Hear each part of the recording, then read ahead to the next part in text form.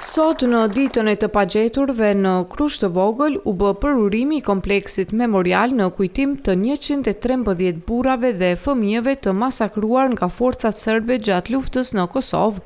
Të pranishëm në këtë ngjarje përkujtimore ishin përfaqësues institucional, familjar të viktimave dhe qytetarë të shumt. Me këtë rast, kryetari Shaqir Tota u shpreh se përurimi i këtij kompleksi memorial është një akt i rëndësishëm kujtese dhe nderimi për viktimat e pafajshme.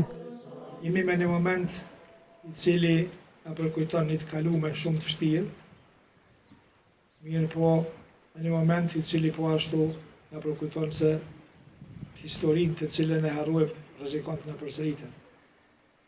Duhet të falenderoj drejtorin Begjatin për punën që e ka bërë, po mos të harrojmë të falenderojmë edhe Edinin, se Edini si ish drejtori ka bërë një punë të madhe në ndërtimin e këtij objekti këtu që po e shohim mas, që është një dëshmi e cila e dëshmon një histori shumë të vështirë. Po sa të vështirë, aq dhe të lavdishme, sepse si rezultat i luftës e UÇK-s, na sot e kemi lirinë, e kemi institucionet, e kemi shtetin.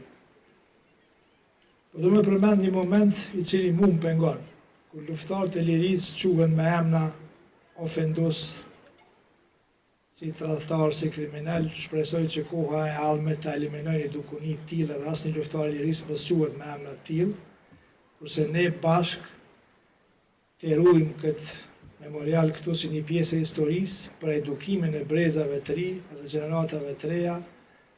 Përfaqësuesi i fshatit Ermal Shehu theksoi rëndësinë e kësaj dite dhe ngritjen e memorialit si një dëshmi e përhershme e krimeve të kryera dhe dhimbjes së familjarëve që ende kërkojnë drejtësi.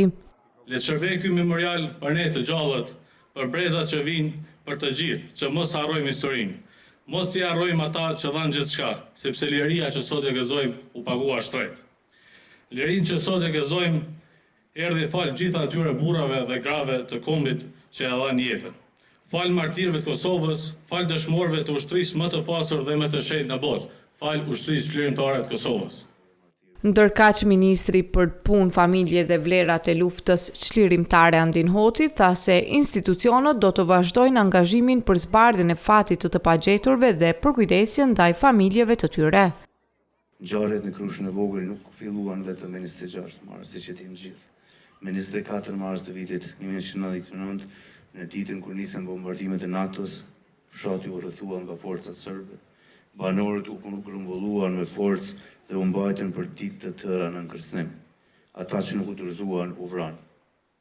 Me 26 mars ndodhi krimi i rënd. Burrat dhe djemtë u ndanë nga gratë dhe fëmijët, u mbyllën në një shtëpi dhe u qelluan me armë automatike. Shumë prej tyre u vranë në vend, ndërsa të tjerët u dogjën së të gjallë. Pas krimit u bë përpjekje për të zhdukur edhe gjurmët. Trupat u dogjën, u bartën dhe vendi u godit për ta paraqitur si pasojë e bombardimeve. Në këtë vend u vranë dhe u dogjën 113 civilë shqiptarë. Vetëm pak arritën të shpëtojnë. Edhe sot, pas 27 vitesh, ky fshat ka ende familjarë të zhdukur. Në fjalën e tij, drejtori i administratës Bexhat Bytyçi theksoi rëndësinë e ruajtjes së kujtesës kolektive dhe edukimit të brezave të rinj për ngjarje tragjike të së kaluarës. Secili kup nga mermeri përfaqëson një martir, megjithse janë 113 martirë, të cilat në formë harkore paraqesin idealin dhe qëndresën e tyre për liri. Në mes është paraqitur edhe elementi flak dhe ujë. Në pjesën anësore gjendet objekti i rënuar, këtu që mund ta shihni, pastaj si pjesë e mbuluar me xham për të ruajtur artefaktet e kësaj masakre. Anasht janë ekspozuar edhe fotografitë e të mbijetuarve të masakrës, ku 2 nga ata janë të ndjerë, ndërsa 4 janë ende gjallë. Këtë dëshmitar të gjallë janë vetë historia dhe nëse dikush dëshiron të mësojë të vërtetën apo të shkruaj histori për masakrën e Krushës së Vogël, atë e mëson nga këta dëshmitar.